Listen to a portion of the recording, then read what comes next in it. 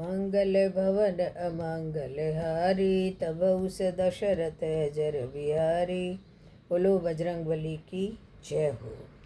देखो, आज ये बताना चाहती हूँ कि मेहनत के साथ अकल का होना भी ज़रूरी है।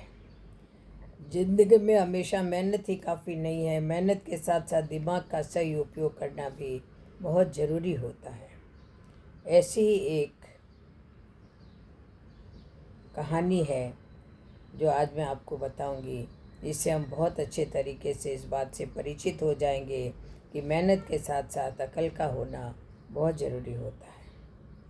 यह कहानी शहर में रहने वाले दो दोस्तों की है जो शहर में साथ साथ रहते थे और साथ साथ पढ़ने के लिए जाते थे। इनका बचपन एक साथ बीता और बाद में इन्होंने कॉलेज में पढ़ाई भी एक साथ करी। दोनों दोस्तों ने एक साथ जॉब के लिए प्रस्ताव दिया और भाग्य से दोनों को उस जॉब के लिए चुन लिया गया। उन दोनों दोस्तों का नाम चंदन और कुंदन था। चंदन की जॉब में बढ़ोतरी होती गई, उसकी एक के बाद एक बढ़ोतरी हो रही थी और कुंदन की जॉब में बढ़ोतरी नहीं हो रही थी। अब धीरे धीरे उसे चंदन से जलन होने लगी। वह सिर्फ यह सोचता रहता कि ऐसा क्या है जो वो कर रहा है। एक दिन जब बॉस ने उसे कुछ काम दिया तो वह बॉस से लड़ने लगा और झगड़ने लगा। वह बॉस से कहने लगा कि चंदन आपके पास अब बहुत रहता है, इसलिए आपको वह बहुत पसंद है। मैं यह काम नहीं करना चाहता हूँ क्योंकि मैं और चंदन दोनों ने एक साथ यहाँ जॉब शुरू किया था, लेकिन जब से लेकर अब तक मैंने और चंदन दोनों में बहुत लगन के साथ ये काम किया, लेकिन आपने सिर्फ चंदन को ही जॉब में प्रमोशन दिया है, इसीलिए अब मैं यह जॉब नहीं करना चाहता हूँ। बॉस कुंदन की यह सारी बातें बड़ी ही शांति से सुन रहे थे। कुंदन की बात खत्म होने के बाद उन्होंने उससे कहा कि कुंदन, मैं जानता हूँ तुमने बहुत मेहनत की है, लेकिन तुमने उतनी मेहनत नहीं की जितनी तुम्हें करनी चाहिए। कुंदन अपनी जिद पर अड़ गया। अब बस सिर्फ यह कह रहा था कि उसे यह जॉब नहीं करनी है। यह देखकर बॉस ने उससे कहा कि अच्छा चलो, मैं तुम्हारा प्रमोशन कर दूंगा और तुम्हें चंदन से भी ज़्यादा सैलरी दूंगा, लेकिन तुम्हें इससे पहले मेरी एक शर्त पूरी करनी होगी। कुंदन बॉस की शर्त को मान लेता है और बॉस से शर्त पूछता है।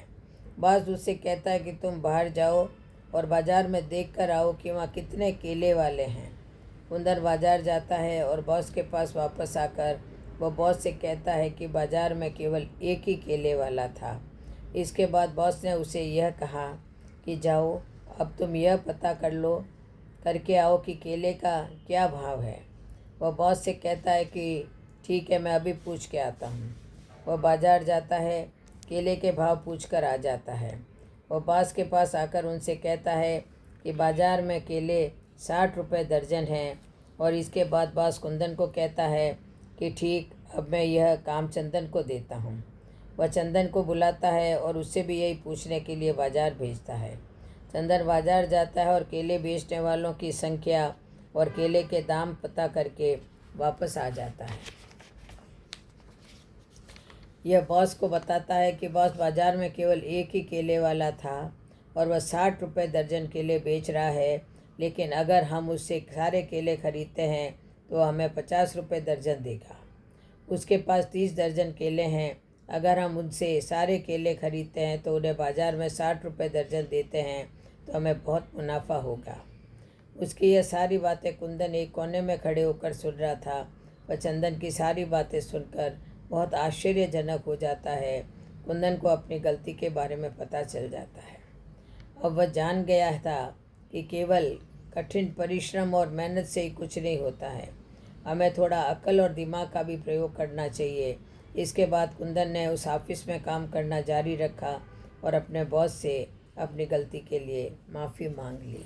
बोलो जय श्री कृष्ण, जय जय श्री।